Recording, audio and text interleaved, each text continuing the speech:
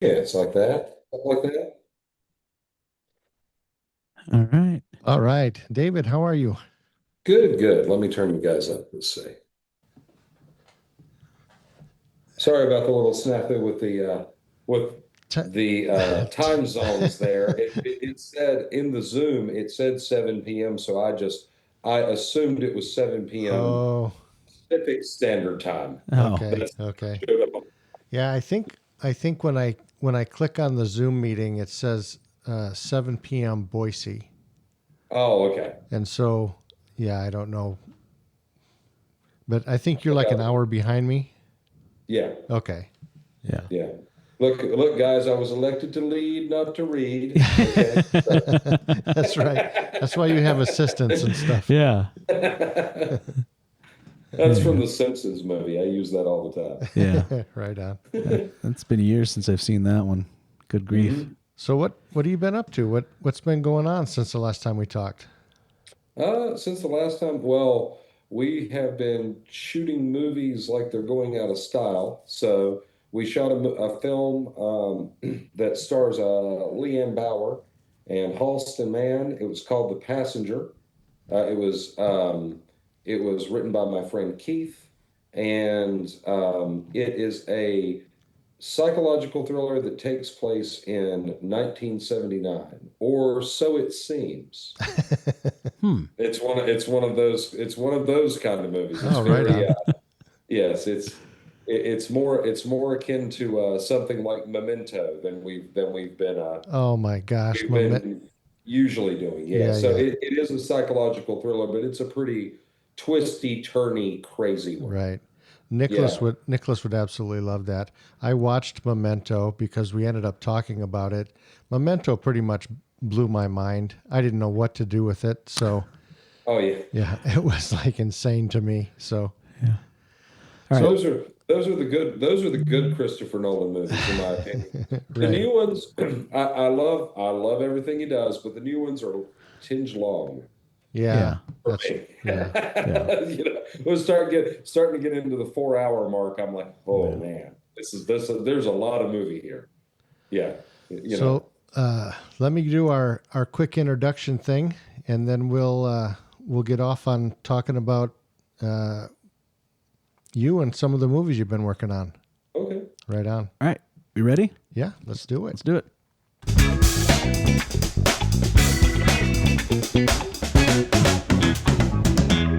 All right. Welcome to My Dad's Movie Podcast. I'm Mick Johnson. I am currently the dad. Cool. And then next week I'll be the dad. Well, that probably won't happen, but Okay. right now I'm going to be the dad. Look at me. I'm the dad I'm now. the captain. Yeah. And with me, my son Tabor. That was my clever thing. I used it early. You already Yeah. used it up. Okay. Well, that's fine. Yeah. So tonight, Tabor, we have David Mitch Parks on again, Yeah. all the way flying Okay. all the way in from Hollywood, California. Boy, are his arms tired. They are tired. Yeah. Who was it that didn't know that that was like a common joke?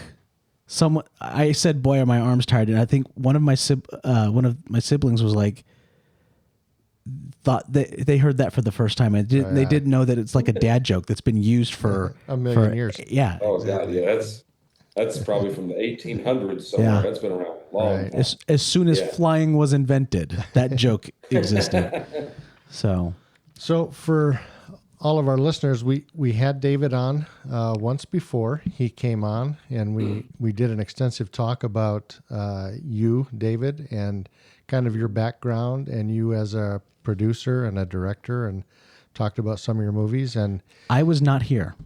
oh, you weren't here for that I one. was not. This is my first time Oh my gosh! meeting him. Who did you have on? As was it just you two talking, or did you have a guest No, I host? had somebody else with me. Was it Justin Zarian, or was it It might have been. one of the brothers? Yeah, I think it might have been Justin, but. Okay. Anyways, it was an awesome interview. I had a fantastic time learning about all the stuff that you had been involved in and stuff. And so we're going to kind of do it again tonight a little bit. You had talked about three movies that you wanted to kind of talk about that have come out hmm that you've been working on. We had Last Hit, Dracula hmm Eternal, and Hmm. Blackout were the three that we kind of wanted to talk about a little bit. And I got really interested in wanting to talk to you about you. I've seen quite a few of the things that you've done, Hmm. and your cinematography. You end up being a cinematographer on a lot of the stuff. It seems like even when you're the director, you also bounce into the cinematography area also. I try not to do both at the same time. However, I kind of split that responsibility with Blackout. Me and Leanne Bauer, we wrote the script together. Okay. So we had a thing where we were gonna so we're co-directors on that movie. And then because she had to be the lead actress in the film, obviously. Yeah. And then so then I ended up co-directing and being the cinematographer. Usually, if I'm directing, I have another cinematographer. Right on. So Okay. that I tell people, so they're like different sections of your brain, basically, Right. because directing is all the feels. It's all facilitating emotion, Right. right? And helping the talent get to a spot where they can, um, in a perfect world, they can become the character.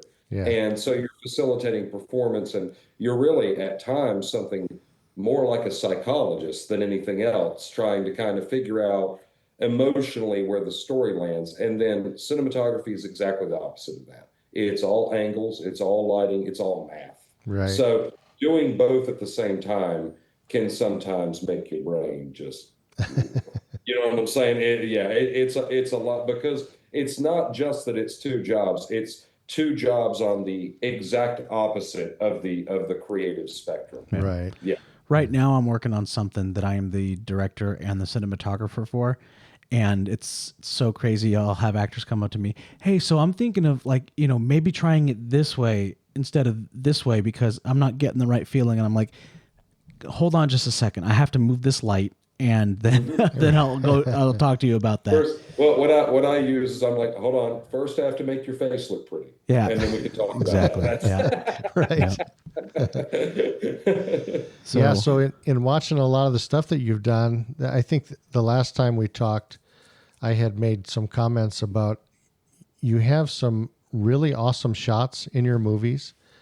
Mhm. There's really cool stuff that you guys do with lighting and just kind of the whole feel of the movie and the way that you shoot it. So I kind of wanted on this one, I want to talk about these movies with you, but I also want to talk to you as a cinematographer Mhm. and your take on, cinematography and producing the things that you're producing, and maybe some tidbits or some things for people that might be listening to this that don't know what does a cinematographer even do.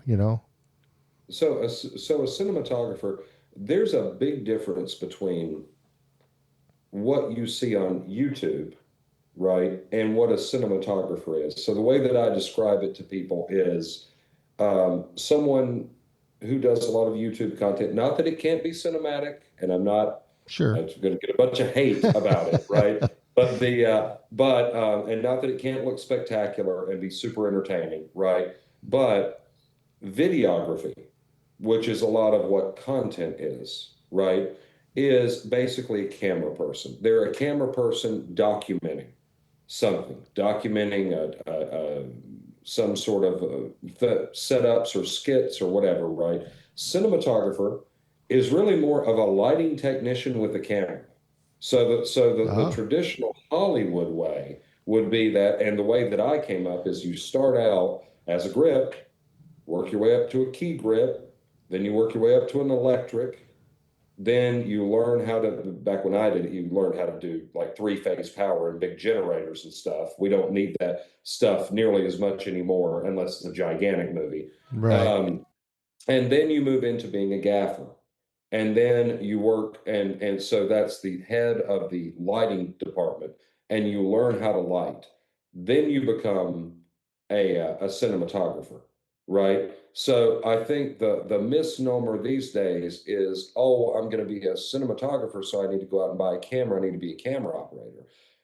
it's good to know about camera stuff, and that's all part of the journey, and learning how to light will get you there. But really, a cinematographer traditionally deals mostly with lighting, and so they run the lighting and the camera department. I got you. Now, these days, it's kind of, as budgets have gotten lower, even in Hollywood, budgets have gotten lower. Things have become more meshed, but that's the way that I came up, was through that path. So it's all about lighting. So we're talking about like these three movies, right? Dracula Eternal is a movie that I wanted to make look, I hesitate to say cheap, because, but it's a movie that when I was growing up, I loved trauma films, Hmm. and I loved Hammer horror, and I loved all of this kind of like low budget stuff from the 70s and the 80s. And trauma went all the way into the 90s. They're Right. still, but I wanted to give it that sort of look. So Well, there. this kind of bright, overlit, like, kind of put the light on the wrong side of their face a little bit in a couple things, make it a little bit less perfect, kind of make it more stylized and more like a cartoon. Like I remember like movies like Nukem High or Tromeo and Juliet being, Okay. right? And so kind of trying to make them intentionally, trying to make it intentionally retro, cheap looking at points, but still, I'm a cinematographer, so I'm going to make it look good. But Right. kind of Right. being inspired. So some of those movies are very low budget, so I didn't want to go that far. Going into Last Hit, I directed that one. The cinematographer was Preston Weaver, right? And so we worked out a whole kind of plan to make it look sort of like an 80s action movie. So lighting a little bit broader, but and shots a little bit wider on the action content and things like that, and kind of have this late 80s, early 90s feel. And then Blackout is just complete, it's very new school. It's what I call Netflix dark. It's, no fill, very contrasty, a lot of filtration on the lens, a lot of outside filtration from all the smoke and the ambience and things that we're doing. So Okay. each movie that I do, whether I'm directing or DPing, I come up with a specific look for that movie, and that movie looks different than every other movie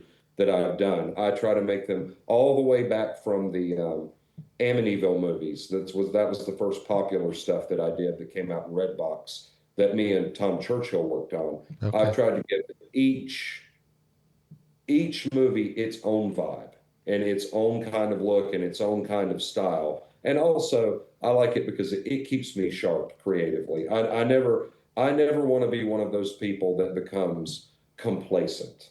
You know what I'm saying? Where I'm doing the same four lighting setups over and over again, Right. because then I get bored. I get creative. Yeah, you don't want that cookie cutter.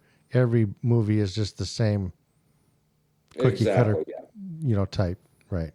I always like DPs like Emmanuel Lubezki or like Roger Deakins, that you kind of you're looking at their films, and you're in the story, and God, this film is effing great, man. Look at this. Who did? Oh, this is Deakins. Deakins did this. But Right. but if you look at No Country for Old Men, right, it looks completely different from Fargo. Yeah. It's a Yeah. completely different style, completely different camera motion. I always like those guys. You know what I'm Yeah. saying? That it's like every single one. However we're shooting it serves the story and feels like the time period and like the characters and says a lot about the characters. And so I try to dig into it psychologically a Right. little more. Hey, Yeah. you two keep talking for a minute. I'm going to feed my cat because he's driving me crazy. Okay. Yeah, we can hear him out there in the kitchen just losing his mind. Mhm. So, forgive me if you guys have already covered this, but how old were you when you first started filmmaking? Actually, how did you get into filmmaking? Was it Oh, just like an accidental thing where you just discovered it, or were you kind of always passionate about movies? Okay, partially. When I was when okay, so I was born in North Carolina. I was first known in entertainment. Now, this is 1,000 years ago, and you probably couldn't even look up the band, but I was known as a heavy metal musician, like a screamer and a guitarist. Okay. And we played in a few bands. I'm not even going to say their names. Some of them were popular, some of them weren't. And I used to tour from Florida up to Virginia, and we would do these little touring, like jump in a van and tour around, Yeah. and you were the guitarist in like three different bands. You'd fill in one night on one band and another night on the other, and then I had my band, and I would sing and scream and stuff. And so I went to college for audio engineering because I always thought, well, okay, I'm going to record bands. I'm going to always be like a music guy. Yeah. That's what I had done since I was 12, right? Mm. Um, and then in college, I got interested in film a little bit, so I ended up with sound design and audio engineering with a minor in film, Okay. right? Met a girl in the film department, right? She wanted to be a cinematographer. So, of course, when you're learning about this stuff together, right? Uh, I'm at the time you're either shooting on mini DV or you're shooting on film. So Okay. she wanted to shoot on 16 millimeter. So of course I'm her boyfriend. It's my job to figure out how to load the camera and all Yeah. this stuff. And I'm figuring out how to keep everything in focus. Well, anyway, that ended after college and everything. End up working for or actually partially owning a recording studio in North Carolina. Did that for a couple years, recorded a bunch of metal bands. It kind of like hit a point where I was like, okay, I don't know, but I just want to do something different, Yeah. right? And I remember I was at a friend's house and I said, I'm going to move to LA.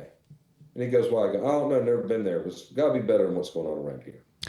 And he's like, you're seriously going? The next week, I sold a recording console and a bunch of junk, jumped in a truck, and just came to LA, right? Yeah. So you can imagine how this goes, right? Is I got a little part-time side gig doing a little bit of like sound post work at a place called Advanced Digital Design that's not in business anymore. It was over in Canoga Park, and I didn't realize when I moved out here that a lot of times post-production stuff closes up in the winter because they'll just send you home because it's like, well, we don't really have, but what whoever, I think they were partnered with Showtime was who we were working with mostly.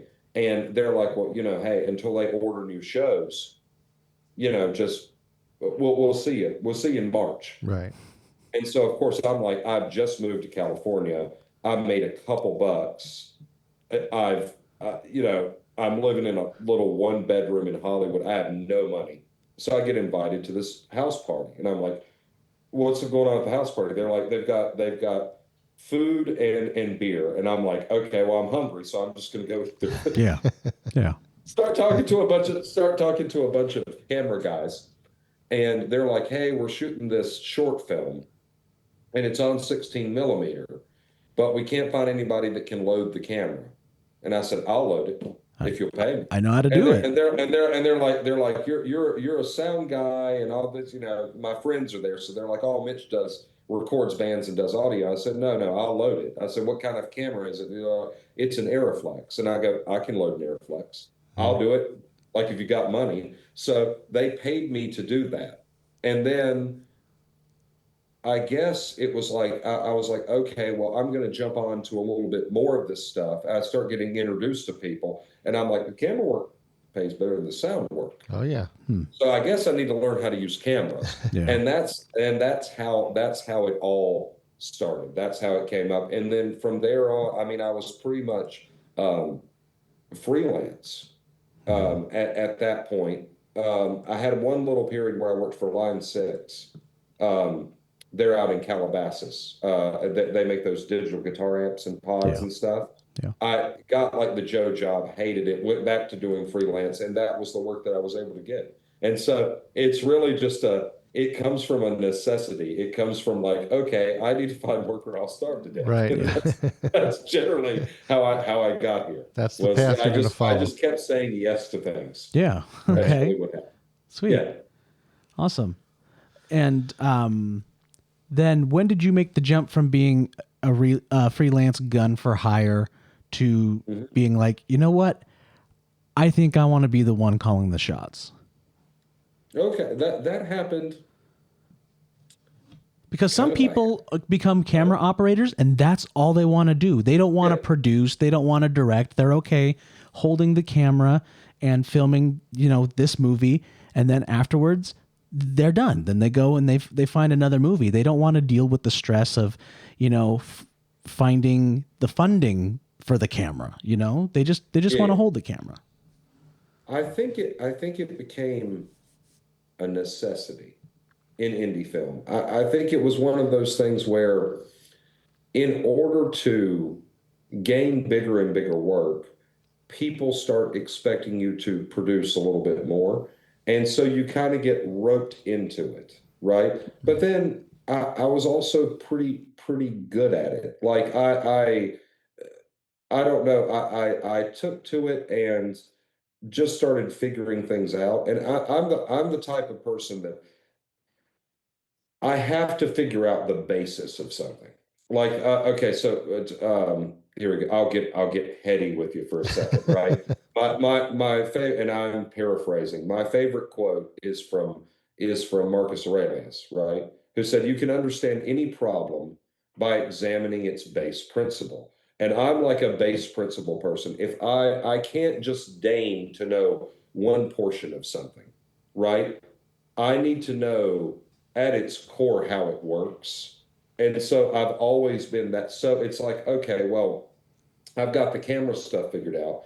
Well, but how would I go about making my own thing? Or how would I go about doing, and then you kind of, I guess it happens organically. I don't really know how it happened. I know how I kind of became how I kind of went from cinematography because for 12 years I was just a cinematographer. Yeah. That was it. And I was happy in that position. But there was a company that I was working with, and again, I won't say their name, but I was working with them, and they had problems with the director. And I remember one of those executives it's a big sales company. He comes and he goes, Mitch, you're the director now. I said, bro, I've never directed anything. I said, I'm a cinematographer. And he goes, yeah, he goes, but you're a good leader and people like you. And I know you'll turn things in on time. And I know you won't let it fall apart. So you're the director now. And I was like, do I have a choice? He's like, no. And that's exactly so There's I some guy at your office. I got thrown Yeah. into that, and I won't even say the name of the movie. Yeah. I don't like doing that because then people go and they look stuff up, They start and so cross-referencing. and I don't want them to figure out a bunch of because I'm still friends with all Oh, these yeah, yeah. people, Yeah, yeah. and so So David's shift from cinematographer into director was tag mhm. you're it. Tag, yes, Tag tag, you're you're it. it. Yeah. Yeah, and by it's one of those tag you're it. And by the way, if you screw this up, you'll never work in this town again. Right. He goes to his That's office, basically, yeah. and So, one day some guy is screwing the of photography off of his door. Now uh it just says director. There's no of photography anymore. Right. so I did that movie, which that was a TV kind of thing and everything else. Well, then I got into static codes, which I've talked to Mick about, Yep. right? And then I started enjoying it because not really because of being the big guy in charge, not because of that, but I enjoyed working with the actors. That's really what it Uh, was. And so then I made friends with a bunch of actors, and then they would want me to come. They would ask my opinion. These are people. Mike Ferguson, Leanne Bauer, all the same people that you see. Trent James, Denise Milford, all these people. And then I guess I just started being thought of as a director. And people would come to me with scripts and they would come to me with projects. And I just sort of, again, it's my entire career is me just blindly falling into things. That's awesome. I know that sometimes like people expect it to be like, well, Mick will remember this. You know, we're probably somewhere around the same age, but they expect it to be like VH1 behind the music, right? Yeah. Where it's like, oh, and then there was this big epiphany, and I had this, and Mm. it's like nothing like that. It's like, I don't know, I just did it because I didn't want to get fired. And Right. Right. that's Yeah. kind of my entire career. But They asked me to um, do it, and then you did a good There job, you so go. you keep doing it. Yeah. but people ask me which one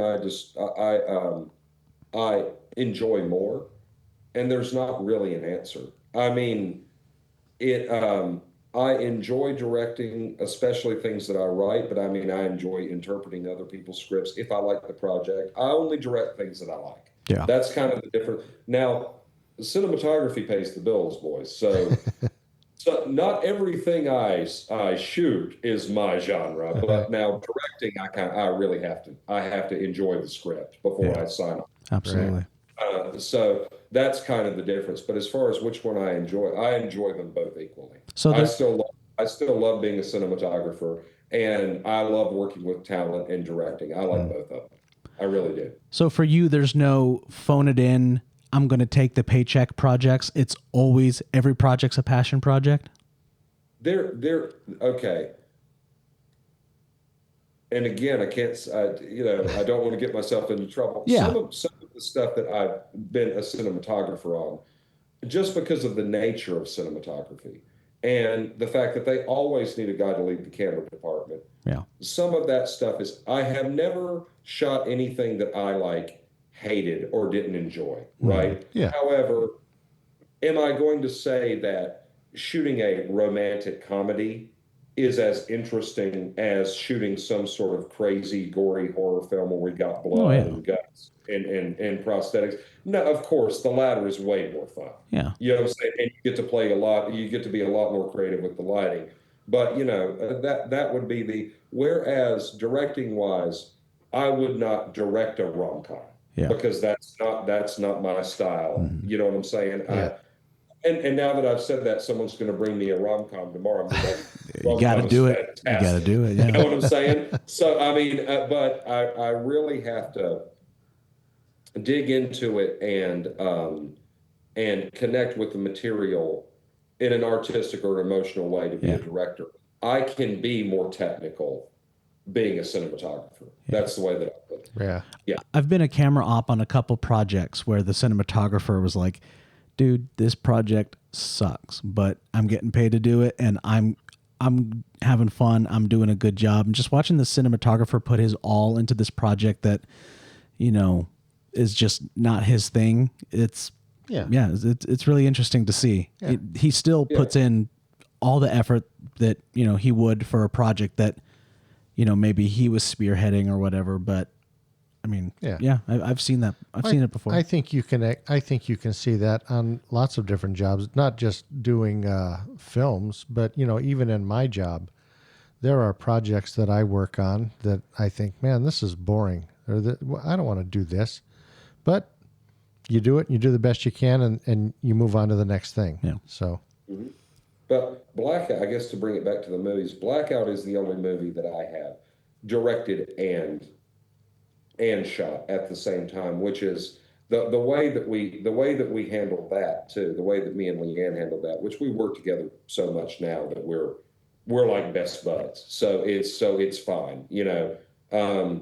She handled the pre-production and the putting together the talent and everything else, right? okay, Then when we were on set, she needed to be the lead. So then I'm directing the actors on set, right?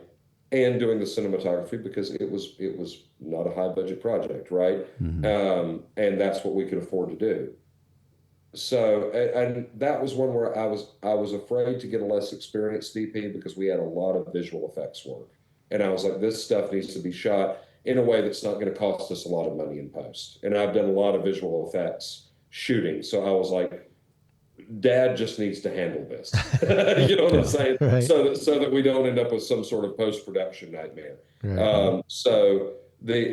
And then in now when we got to post-production, I had final sign off on the edit, but she handled a lot of it. She worked with the editor, she sat in. So we like traded off in that sense. You know what Okay. I'm saying? But it wasn't I've found that shoots, and you have to, if you have something that you're co-directing with somebody, you have to work out that working relationship, right? Where you guys don't step on each other.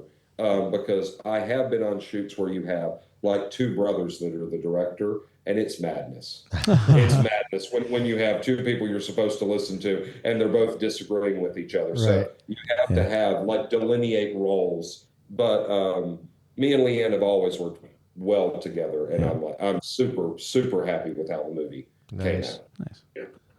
Yeah, two brothers directing a movie. That's kind of what Goat Man was like. It was Alec as the director, but me, who was the one who was more experienced, trying to steer him in a direction. And so, yeah. Well, and look where Goatman's at right now. Oh yeah, that project's a mess. So Yeah. I was on set with Christian a couple days ago, and he's like, "Hey, is that movie ever coming out?" And I was like, "You got to wait and see. It's a surprise." yeah, just keep dangling that out for Christian. That's his. Yeah. So, David, which I don't know how much you can really talk about the movies. I don't want to do like spoiler alerts and stuff like that, but you know whatever you can tell us about the three movies that you've got coming and kind of what they're about, Yeah. and then kind of I'll expand give you on guys. maybe as the cinematographer, maybe some things that you did or how you solve some of these problems. You're talking about, you know, low budget stuff, but you still want it to look appealing. You know, how does a cinematographer take a low budget thing and creatively turn it into, you know, something really cool? Well, first of all, we never call them low budget. They're affordable Oh, movies. affordable. Okay. That's what they are. Yes. So but it's okay. There, and this goes for directing too. You have to you have to flip a question in your brain. So a lot of filmmakers that I find, right, they go, well, God, we could do this if we just had that, Yeah. right? Flip that around in your brain and look at what you do have. So that's what you have to do. Instead of wishing that, I mean, everyone in independent film wishes on every show we had stunt drivers and a car wreck scene and everything was lit on fire and there were 5 Condor cranes that we could fly all of the lighting in the air, and we could afford anything we wanted. We all wish that, Right. right? However, sometimes those things come to fruition and sometimes they don't. So instead of going, oh well, Mission Impossible had this, right? You just look at it the opposite way. You go, okay, well, what do I have? I have X, Y, and Z, right? So now what can I make look great with the resources that I have? Yeah.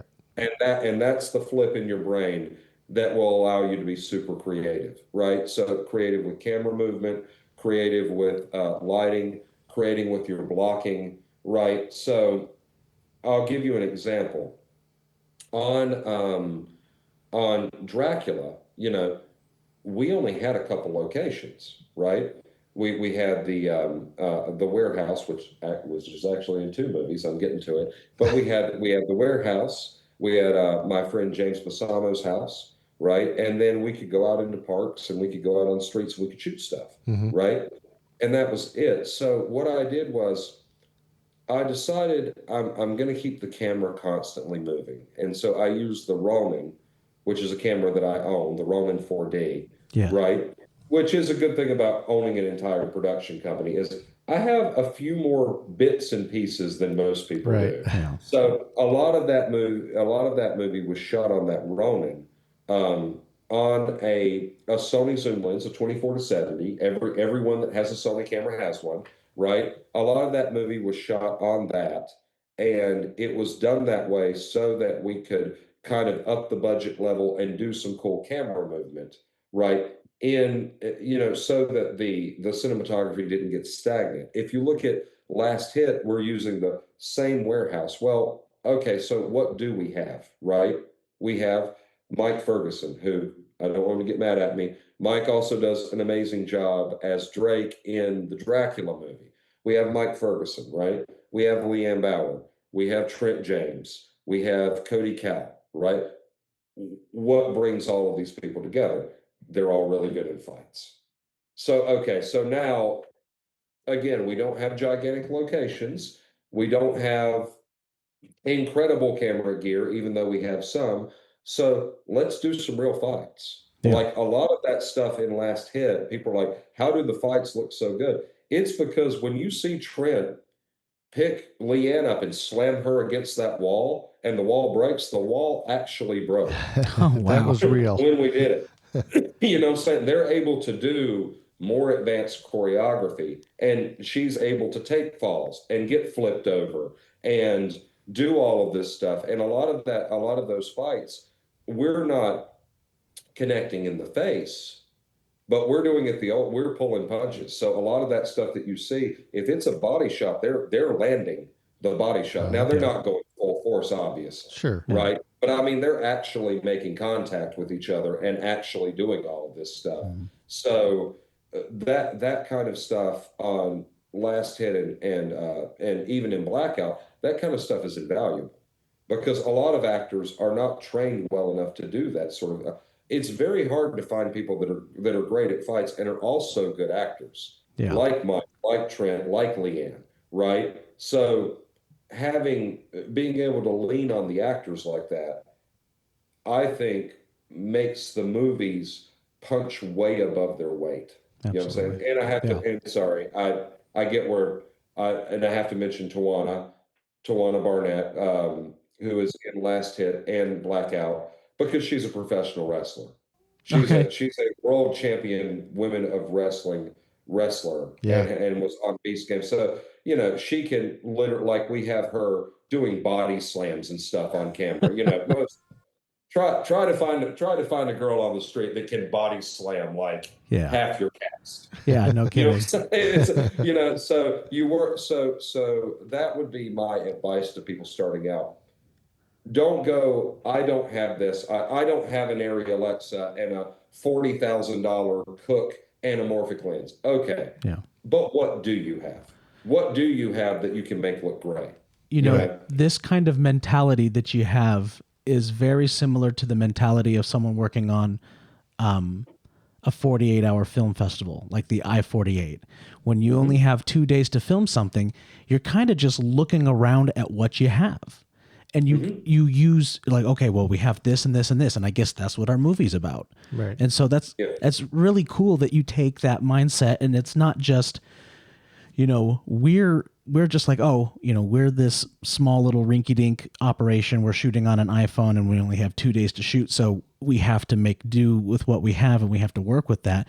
You are taking that same mentality and putting it on a much bigger scale, and you still keep the same mentality. It's not like when you move out of 48-hour film festivals that you are just like the style of filmmaking changes. You keep that with you. And I think that that's really cool. And if you were given a, $300 million budget, would you still have that same mentality?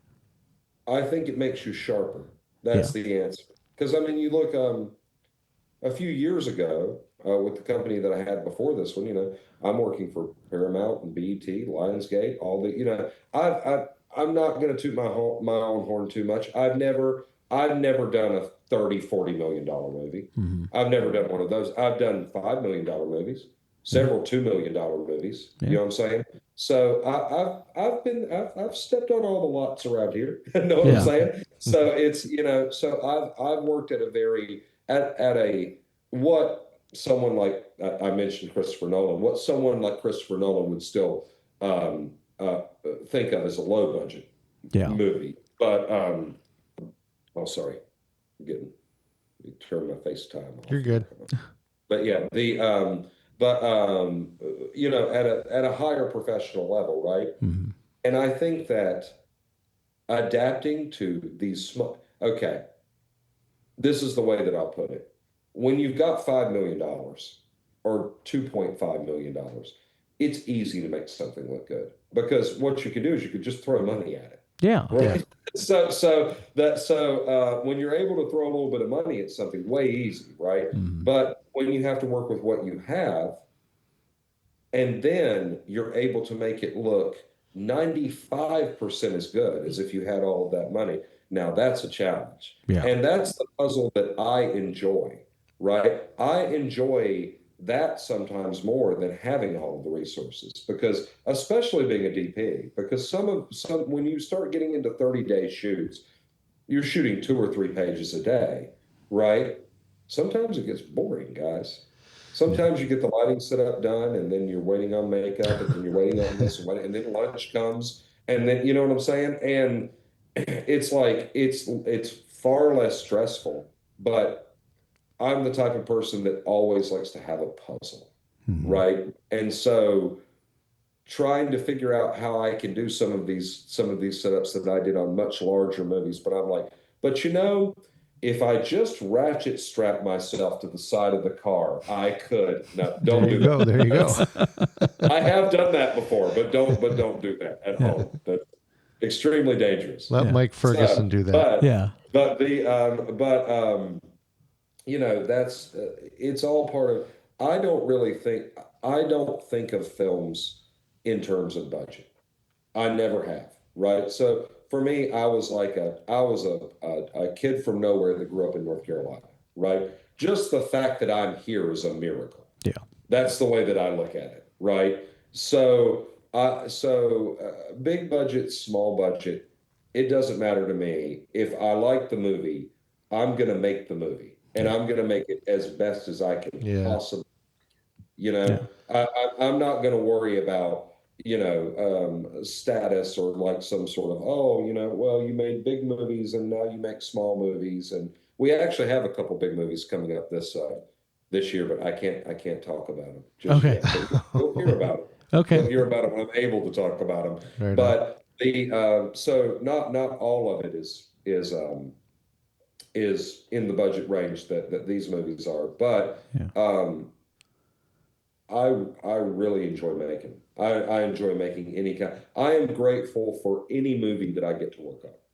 That's a great attitude to have. Yeah. I was on set yesterday and I was telling everybody about this time that I worked for, was it Discovery Channel or something? It was some network, and one of the shows that they have on there was a car racing show. So it was the drag races, and this drag race company moves from state to state, and they film different episodes in different states. So they have the main crew come in, and then a lot of the lower level people like PAs or like camera assistants are hired locally. So I Yeah. got hired on as a PA to work for this, TV show. Mhm. And I was looking around at all of these people, and they were the most miserable people. I have like the lighting guy, the camera guy. I mean, to them, it was literally just clocking in and doing their job. Yeah. It was no different than being at Walmart or no different than, working at Amazon. It was just these guys who were like just so put out that they had to be at work again another day. And I'm on this set going like, oh, this is so cool. I'm having so much fun. And Right. like everyone was looking at me like, dude, what is this kid's problem? Like, why is he so bright eye and bushy You tailed? got a salty crew. Yeah. Yeah. Yeah, exactly. And they were just like not This is my 1000th TV show. exactly. They were not on board Right. with my energy. Cause this was like the first like TV show that I had worked on that, was going to air on Discovery Channel or something like that. So I thought it was the coolest thing ever. Yeah. And these guys were like, kid, you need to calm down. Well, this has been one of the really cool things, getting to talk to like David Parks and Thomas Churchill and Cody Newton and these directors that are really involved in indie films. One of the things that I think is really neat is everybody I talk to, they seem very humble and passionate. Yeah, and they all know where they're at. They all know where they came from. They all know where they want to go, and it's just kind of a cool way of to kind of do your thing. Yeah, That's kind of what I tell people because, here's the thing is a lot of audiences, I have family members that are this way, right? That unless they see Timothy Chalamet or Tom Cruise on a poster, right? They won't even click on the movie. ah, And I tell people, I'm like, you have to give independent films a chance, right? There's a lot of them these days because democratization of technology has allowed us to make a lot more than there used to be, right, right? But, and some of them are bad, some of them are real bad, right? Yeah, not only But has there the are a lot, number. but there are a lot of really good ones too. The thing that I tell people to remember when you click on an indie film, and this goes for all of our indie films, for Dracula Eternal, for Last Hit, for Blackout, for whatever else I have. I've shot so many movies past year. I don't even remember. There's a bunch of them coming out, guys. But here's the thing: is when you click on an indie film, right? You're clicking on a film made by people that genuinely love movies Yeah. because there's no other reason you would do it because it's so hard and intense and time consuming and brutal to work on independent films, right? right, In order to do it and be successful at it, like Tom Churchill, like Mike Ferguson, like me, like Leanne, you have to love it. I mean, you have to love it so much that you will suffer for it for free overnight in the cold. And we've all done it. You know what I'm saying? Yep. So a lot of times you'll click on a couple of them, and some of them are a little too artsy for their own good. But you will inevitably find in independent films a lot of things that you haven't seen before, a lot of stories that Hollywood is not making right now that they wouldn't make because they don't hit some sort of target demographic or it's not a sequel to some top selling IP, right? The really interesting stuff, the stuff that is going to make you think and the stuff that's going to show you something that maybe you haven't seen before is going to be an independent film. Yeah. It just takes a little bit of clicking through them right. to find really good stuff. And I feel like indie film is getting better and better all the time. As really, it's companies like Blackmagic, Oh, right? love It's Black it's Magic. it's companies like Deity, right? And those kind of companies that are making these really high quality pieces of gear that don't cost a lot of money, that get rid of the barrier to entry. Like when I talk about loading 16 millimeter film cameras, if I was loading an Aeroflex SR3, right, which was the first camera I was trained on, right, that was $180,000 camera body. It was no one owned a camera because they No. were prohibitively expensive. It would be like owning a Ferrari if you owned your own movie camera, right? Yeah. Right. Red was really the first company to bring them down to where an average person could go out and get a loan and sign their firstborn child away and finally afford to keep Right. one at the house. Yeah. And then they've steadily gotten to the point where average people can own own something they can shoot a movie on, or There the you go. iPhone. Yeah. You can go out and shoot something on this that looks great these days. So if you really take it seriously and know what you're doing, but the stories in independent film are the ones the indies are the ones that come up with all the cool, creative, new ideas. And anytime I go to a film festival or anything like that, I always find one. I I have to search for them. I'm not going to lie to people, but I always find one film that goes, huh. Well, that one horror film where they did the thing that does this, I don't think I've ever really seen anything like. And then you'll start thinking, and then you'll start coming up with new creative ideas. Right. And that's something I can't say about Hollywood in the past 10 years. Big Hollywood. It just seems to be like, here's another Iron Man movie, guys. Yeah. I mean, I like Iron Man. I still go see him, but I mean, Right. are we like, yeah, it's, just I hope Robert Downey Jr. does well as Dr. Doom. Yeah. Yeah. That's all I'm gonna say. Well, that's one of the really cool things I have found about independent film. I never really knew a whole lot about them, and I'm kind of getting more into it. But you know, you don't have gobs and gobs of money that are being thrown into an indie film. So, Static Codes, for an example, I watched that one, and you find a really good independent film, and it has a solid story that's really interesting.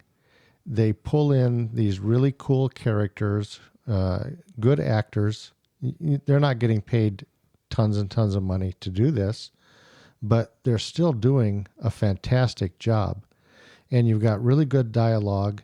And then on Static Codes, like I had said before, a lot of the shots that you had and the scenery and the different ways that you did things, it just made a fantastic movie. It was an independent film that was just solid. It was a good show. Oh, well, thank you. Yeah. Oh, shucks. There we go. I plugged that one for you. Yeah. Have you guys seen? I'll put you guys on the spot. Have you watched any of these three?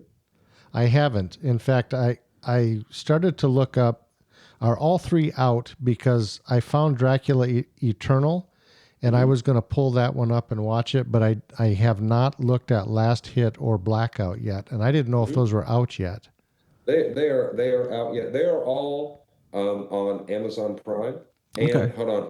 Okay, so Dracula is exclusively on Amazon Prime right now.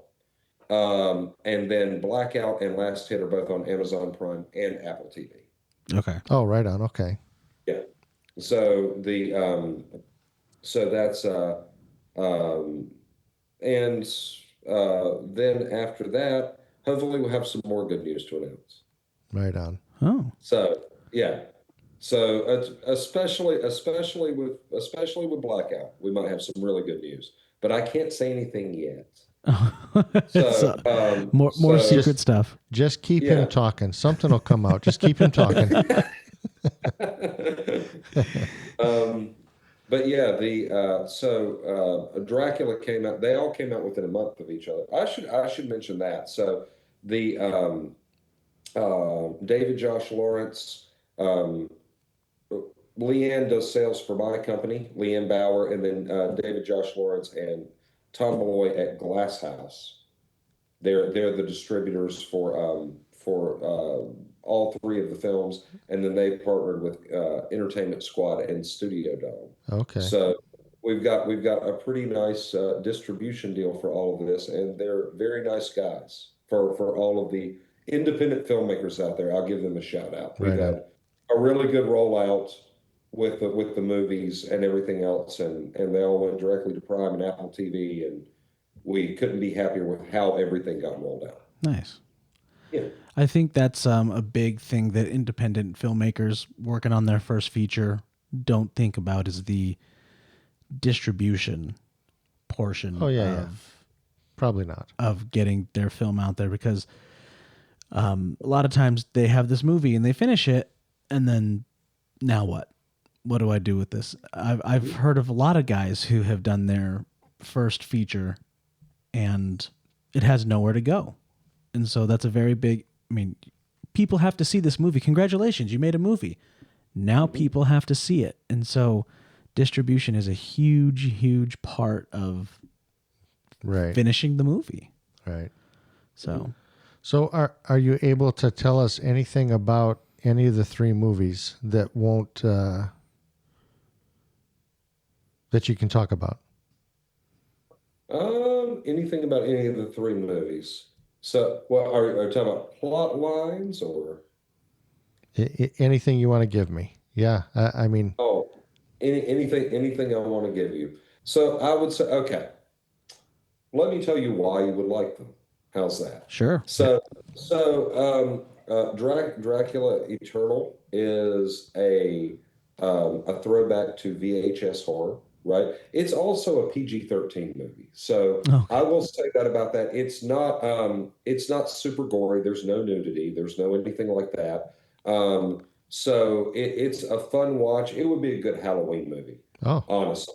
And it's twisty turny. There's a detective story in there. And anybody that grew up in the 90s and likes Hammer horror, trauma, um, even some of the early Asylum stuff, you're going to like it, right? Last hit, anyone that grew up and loved like Lethal Weapon, movies Okay. like oh that, yeah, yeah. like ensemble action movies from the late 80s and early 90s. It's got all the little quips, all the little one-liners in there. It's got the comic relief. It is a fun beat 'em up, is Okay. what it is. Where Nice. there's a whole heist scenario because they're criminals, right? And of course something goes wrong, right? However, I will promise all of the action fans, we do not let our plot line get in the way of everyone beating each other up. Yeah. Okay, it's just enough, and then everyone starts beating each other up. Love that. Blackout is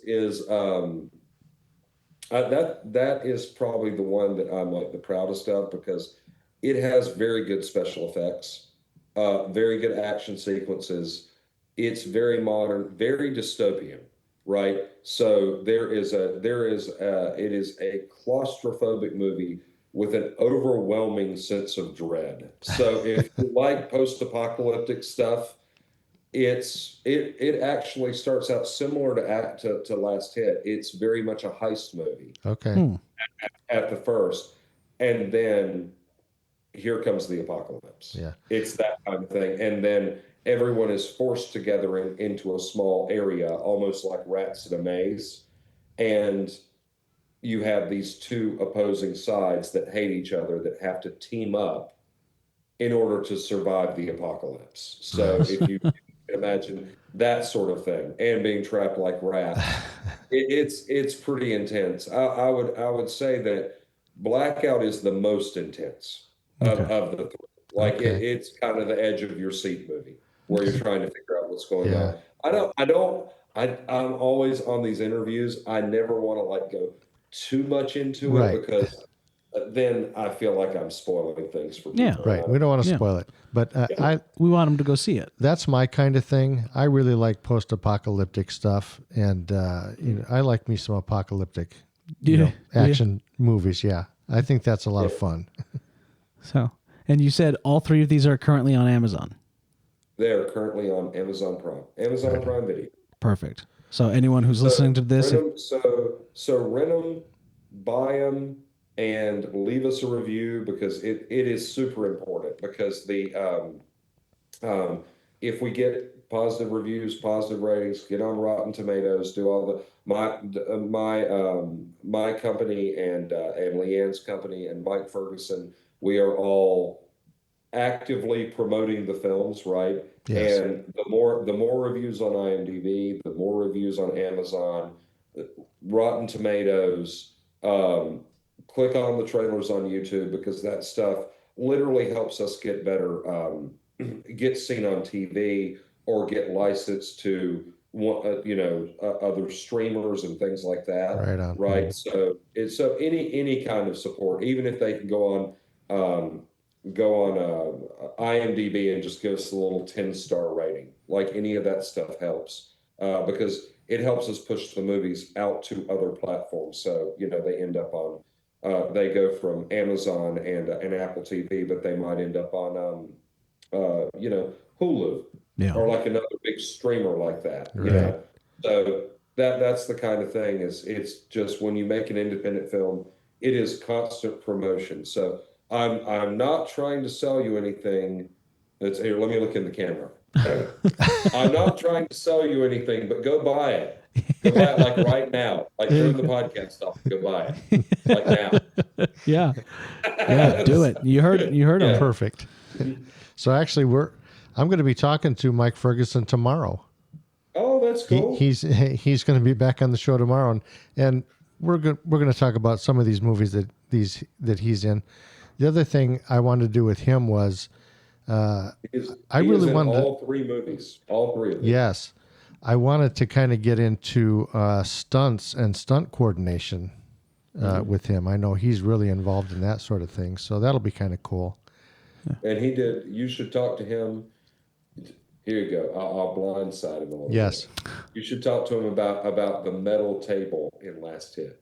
Metal table. There's a stunt. Write that down. There's a stunt with a metal table. There's a story there. In Last Hit that it was an experience. It looks great on camera, but yeah, it's but he did all of the coordination for Last Hit and most of it for Blackout.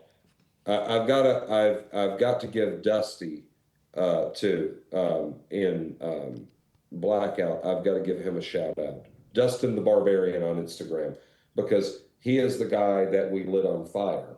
Oh, jeez. So he is a professional stunt guy, and he came out and did an entire burn with the Kevlar vest. We covered him in the goop.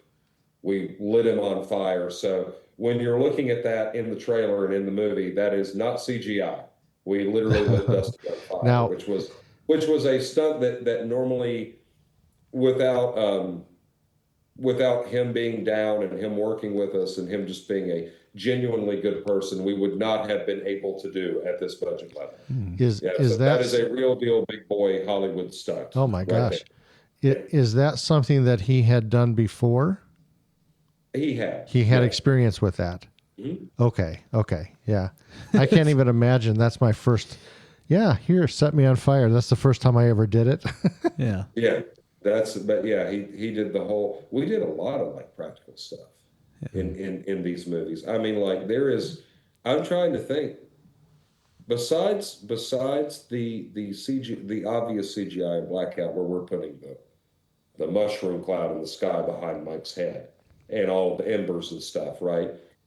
Hopefully it's not too obvious, but you know, the stuff that we had to do in the computer. Right.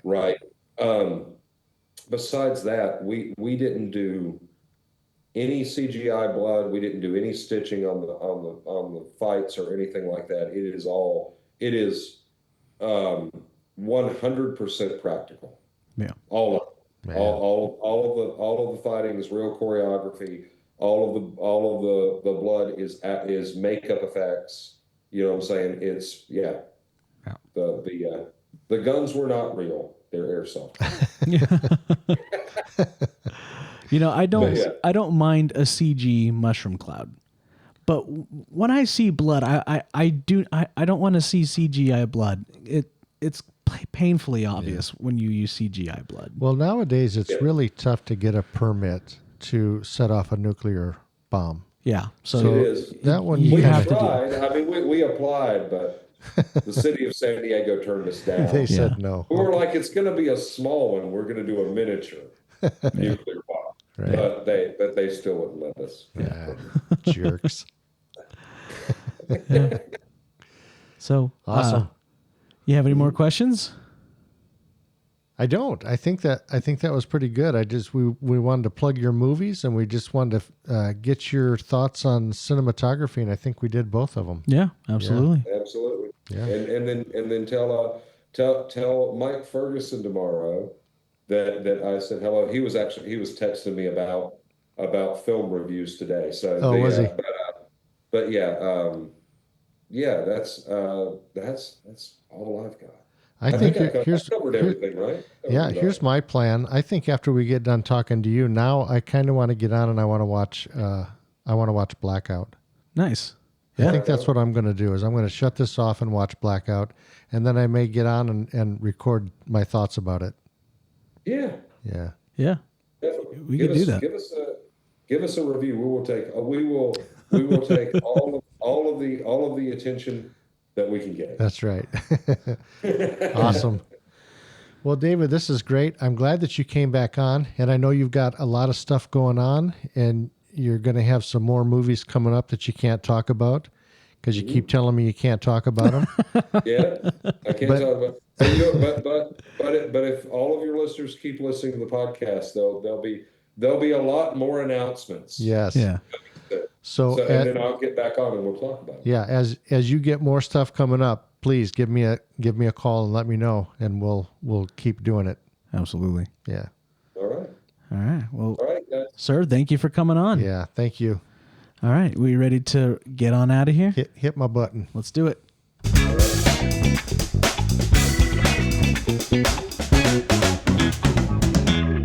And we're gone. Oh, And we're gone. there's a huge mushroom cloud coming. All right. You got the permit. Yep. See you later. Bye, David. Bye. Thanks for listening to My Dad's Movie Podcast. We had a lot of fun creating it, and we hope you enjoyed it. For more content, please check us out at Facebook and YouTube at My Dad's Movie Podcast, or visit our website, mydadsmoviepodcast.com. And always, if you'd like to help support us, please check out our Patreon at My Dad's Movie Podcast. Thanks for listening, everybody.